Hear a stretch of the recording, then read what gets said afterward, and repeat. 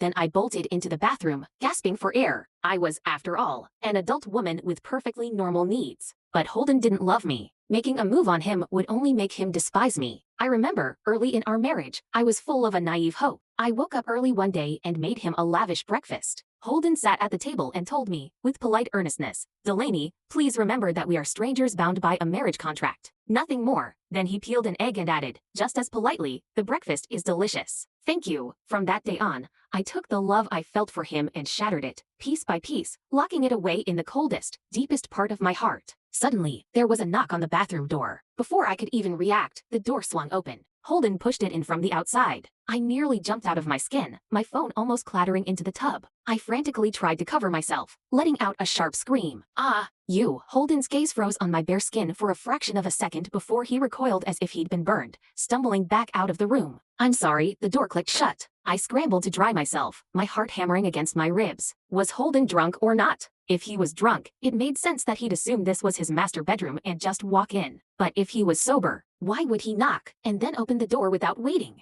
I couldn't make sense of it. After getting dressed, I stepped out. Holden was standing right outside the door, his cool, composed face etched with apology. "I am truly sorry about that." I looked down. "It's fine." I waited for him to leave. He didn't. His Adam's apple bobbed, and his voice was a little rough when he spoke. "The lock on my bedroom door is broken. Could I sleep in here tonight?" I nodded. The tension in Holden's shoulders seemed to ease slightly. "Thank you," he said, his voice laced with sincerity. In bed, Holden lay flat on his back, perfectly still, his breathing even. He was asleep. I stared up at the ceiling, listening to the wind sighing outside, a bitter taste rising in my throat. One more year, and we would be divorced. The night deepened. Drowsiness began to pull at me, and I was just about to drift off. Suddenly, a pair of scorching hot hands wrapped around my waist from behind. My eyes flew open. I went rigid, not daring to move a muscle. Holden had rolled over, his searing chest pressed against my back. His breathing was heavy and hot against my neck. Then, his hands began to move, sliding slowly upward, slipping with excruciating slowness beneath the hem of my nightgown. The touch sent an involuntary shiver through me, and a soft moan escaped my lips. Holden's fingers flinched away as if they'd touched fire. He quickly retreated, putting a sharp distance between us. I stared at the white curtains in front of me and whispered, "Holden, are you awake?" His breathing was ragged. It took him a moment to get it under control before he answered, his voice stiff with politeness.